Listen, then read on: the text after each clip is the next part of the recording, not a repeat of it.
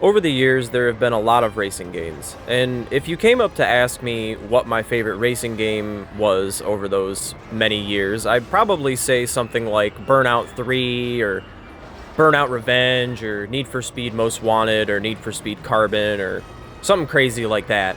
But honestly, I think one game that always came unsung and was pretty underrated, and I really always wish they would have just either continued the series or at least made a remaster of the game, like a true remaster, and it has to be Star Wars Episode 1 Racer.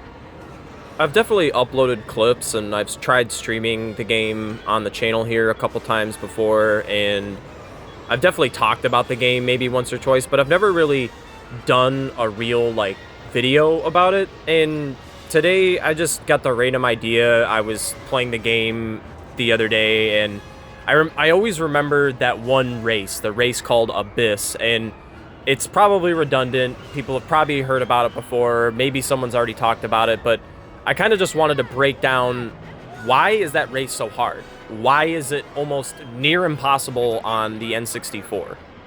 Obviously, as you can tell, I am playing the Aspire re-release version for the Xbox that came out in like 2020 or something, and I really don't think it'll change anything. I think that I can still use this version to explain what's going on. It's not really going to change anything at all. I'm showing this clip right now to just explain that the 4 best racers you're probably going to use for Abyss is probably Anakin Skywalker, Slide Paramita, Toy Dampener, or Bullseye Navwar. For every other race in this game, the stats really do not matter. You could use your Mars Woe or Sebulba or Ben Quadraneros, the fastest racers in the game, for any other race, because it really doesn't matter. But for this race, the stats for handling traction, they matter. If I had to say, my favorite racer probably is Mars Woe, but for this demonstration, I'm going to be using Slide Paramita because he is objectively the best racer in the game.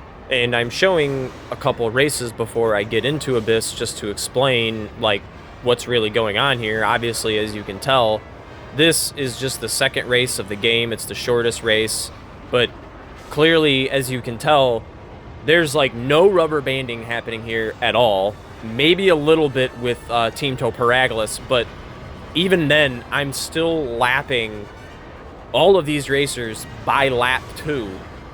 And by lap 3, you will see me lap Tinto. So, obviously, the difficulty spike has not happened yet. The rubber banding isn't there. This has always been something that's been rattling in my brain. Like, why are all of these races so freaking easy compared to just this one race? And as strange as it would sound if you're not familiar with this game, the next race, the direct race after Abyss, is 10 times easier than Abyss is. And I am showing you just the first lap how far ahead I get from the other racers, and I'm racing lazily. I crash multiple times. I'm not even trying, and I'm still getting way ahead of them. This should still be in the same difficulty level as Abyss, but it's not. There's like no rubber banding here. There's no difficulty spike like Abyss has, and it's honestly one of the best races in the game. It's pretty relaxing other than, you know, the fire and getting blasted all the time, but it's an easy race. I'm still way out ahead. It took me forever to recover right there, and still way out ahead. They didn't even get close to it, and I'm pulling away from them again. And that's not even a complaint about the game. I'm just pointing out the sheer fact that all of the other races, there are some other challenging races, but none of them come nearly as close as how difficult Abyss is and how I'm about to show you how difficult it is. All of the other races, I don't think there's even maybe a slight chance that you could really lose them. I really don't see myself ever getting below first place in any of the races, or ever even getting past during other races, except for Abyss. You get like passed by everyone in Abyss. You'll be in last place before you can even blink. That's how difficult the race is I'm about to show you. Here we go, folks. Abyss. The hardest track in the game, and probably the hardest track of my childhood. Now, the only reason why I'd have to say this race was so difficult was strictly because of the Nintendo 64 controller. And this is why right here. It was so hard to make that turn on the N64.